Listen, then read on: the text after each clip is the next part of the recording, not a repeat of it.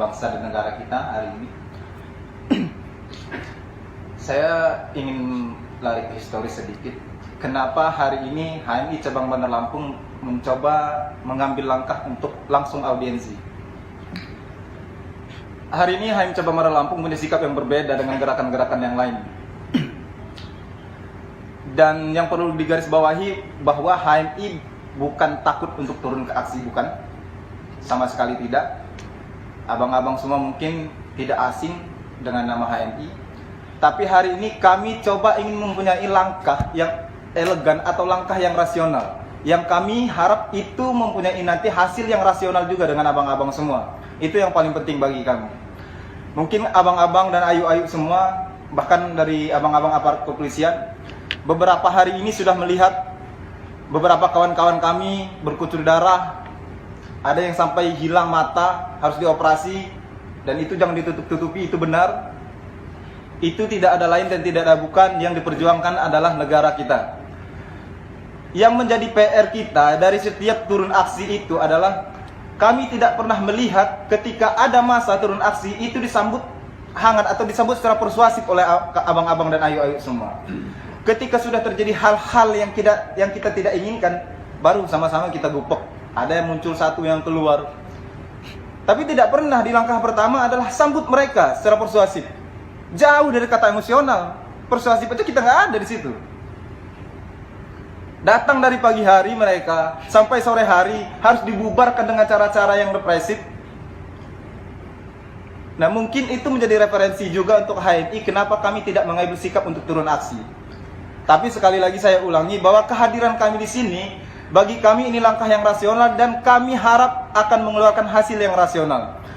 Yang pertama, kami HMI Cabang Bandar Lampung perlu saya tegaskan, kami tidak ingin berbasa-basi bicara tentang poin-poin dari 905 halaman. Rasional saya bilang begini, kalau 905 halaman, 900 benar, 5 salah, 5-nya di mana? Siapa yang mampu menemukan? Tapi jangan ditutup-tutupi juga, pasti ada yang dimainkan di dalamnya. Dari 905 itu. Apakah ini sebuah kesengajaan? Kenapa sampai sebanyak itu? Dan draft yang beredar hari ini bukan satu, ada 2 versi. Itu yang pertama. Kedatangan kami di sini, saya coba tawarkan begini. Dari kawan-kawan HMI, beberapa hari terjadi aksi. Yang diharapkan oleh kawan-kawan itu tidak banyak. Mungkin abang-abang semua, ayu-ayu semua tahu apa yang diharapkan oleh kawan-kawan masa aksi itu. Tidak sampai 7 kalimat. Bahkan 1 kali napas bisa selesai oleh abang-abang semua. Mengeluarkan kalimat itu dan mereka puas. Hari ini masyarakat Indonesia dilukai hatinya oleh DPR RI pusat. Dan kenapa abang-abang semua, ayu-ayu semua tidak bisa jadi obat untuk kami di daerah? Kami tahu sebenarnya, ya. Kami tahu abang-abang semua, sekalipun dari abang-abang semua mengeluarkan sikap, secara presentasi saya tidak tahu pengaruhnya berapa di DPR RI. Tapi demi Allah itu jadi pengaruh buat psikologis mahasiswa, psikologis masyarakat Lampung. Bahwa hari ini DPRD Lampung berpihak dengan kami. Tapi kami tidak dapatkan itu beberapa hari ini. Oke, dengan alasan begini, bahwa yang datang audiensi kemarin penyampaiannya tidak cukup rasional. Dia coba minta untuk hadirkan 85. Dia ya semacam itu. Tapi kenapa tidak punya inisiatif sendiri abang-abang semua? Sampai tidak 7 kalimat yang abang-abang semua sampaikan itu. Bahwa DPRD Provinsi Lampung juga menolak Omnibus Law. Nggak sampai setengah napas saya. Itu yang pertama, yang kami harapkan. Jangan bawa kami ke pemikiran-pemikiran yang insya Allah kita masih punya semangat belajar di sini. Ya, kita sama-sama masih punya semangat belajar. Abang-abang semua masih pernah di posisi kami. Kita sama-sama punya retorik. Kita sama-sama punya pemikiran. Jangan sampai kita tawarkan pemikiran yang menurut kami rasional, yang insya Allah itu benar rasional, coba dibuat kontradiktif, coba dibuat agak distorsi. Nah, itu yang akan memunculkan konflik. Itu yang pertama yang kami harapkan. Yang kedua, sekali lagi saya tegaskan, kami harapkan nanti dan mohon ditanggapi permohonan yang paling pentingnya tanggapannya sepakat dengan kami, sejalan dengan kami, itu yang paling penting. Dan insya Allah itu ada solusi. Tidak akan ada aksi lagi di Provinsi Lampung untuk bicara hal ini kalau DPRD Provinsi Lampung punya sikap cepat.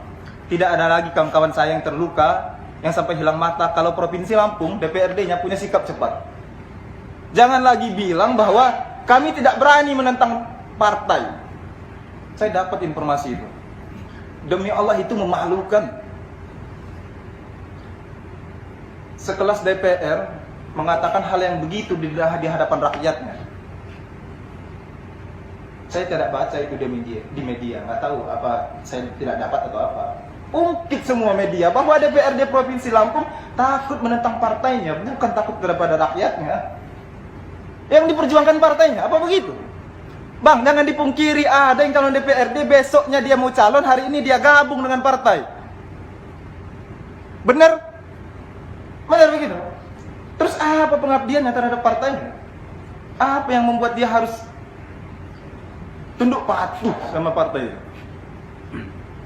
Ada keluhan dari rakyat, gitu kalimat yang dikeluarkan, melukai hati kami sebagai rakyat. Yang selanjutnya, kami ingin punya pernyataan dari DPRD bahwa mengenai draft yang beredar hari ini, 905 halaman, yang kedua ada 1035 halaman,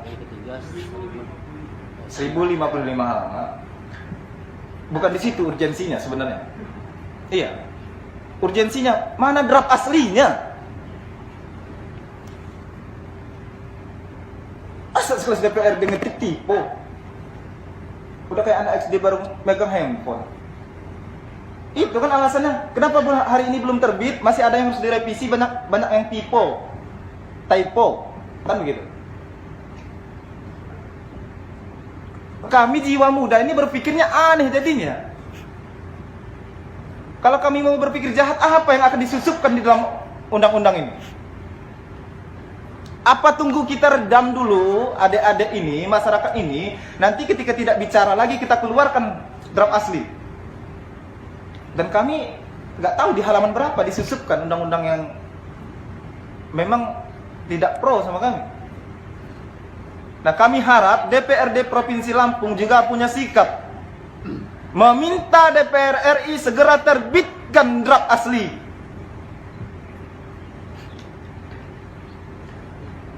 Kayaknya permintaan saya nggak terlalu berat. Kalau digabungkan 2 napas selesai. Ya. Dan saya mohon kepada abang-abang semua yang hari ini,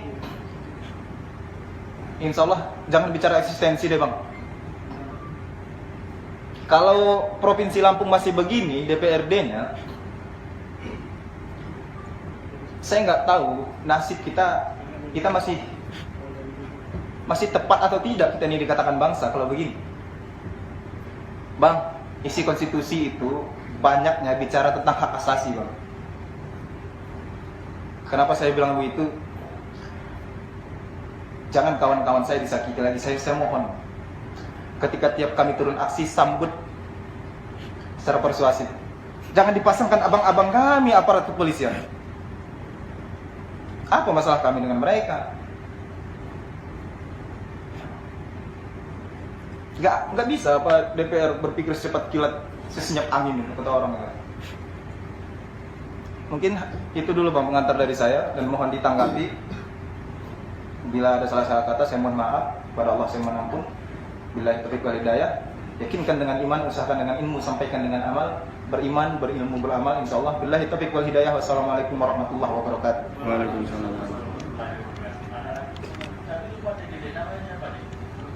Franky bang.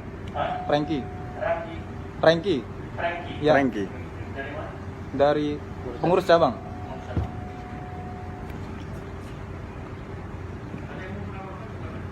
Baik. Bismillahirrahmanirrahim. Assalamualaikum warahmatullahi wabarakatuh. Waalaikumsalam. Tabib Bun. Ya Bun.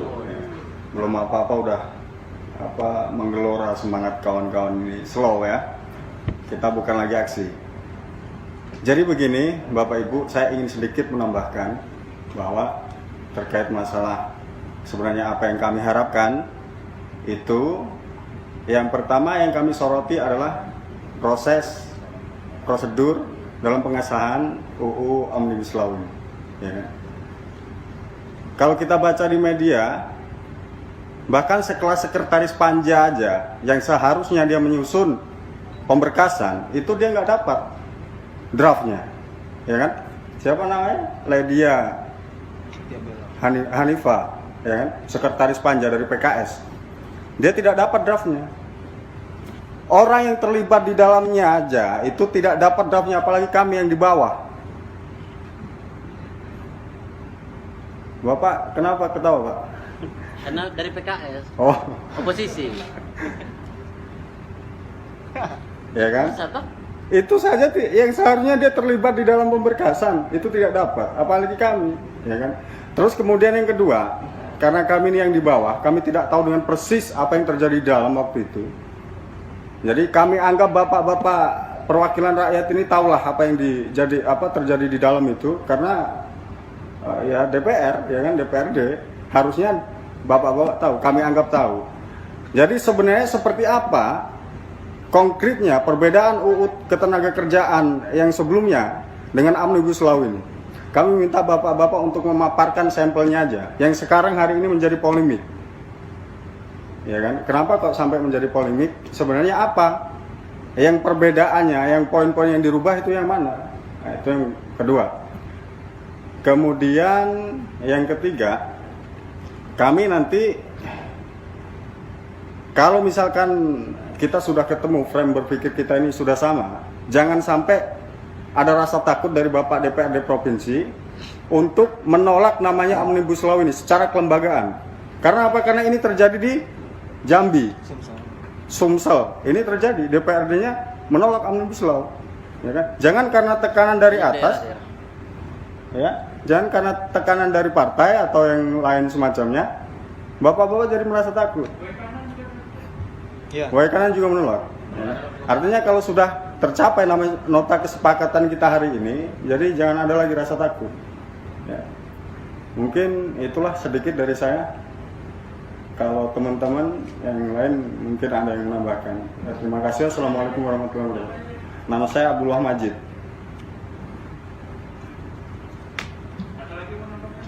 Mungkin kita sharing dari Bapak dulu, karena kita akan ada langsung nggak lama ya. Nanti ketika mereka jawab apa yang menjadi tidak ini kita langsung tanggap. Mungkin seperti itu lebih enak agaknya diskusi kita, Pak. Sehingga kita mendapatkan konklusi, mendapatkan kesimpulan hasil akhir apa sikap kita secara kelembagaan dari DPRD Provinsi Lampung dan seluruh elemen mahasiswa yang pada hari ini himpunan mahasiswa Islam yang duduk bareng bersama bapak-bapak anggota DPR. Terima kasih. Baik, makasih. Ini sudah 3 jam, lalu kemudian Adida Franky dan Adida Abdullah Majid. Saya kira adanya sama.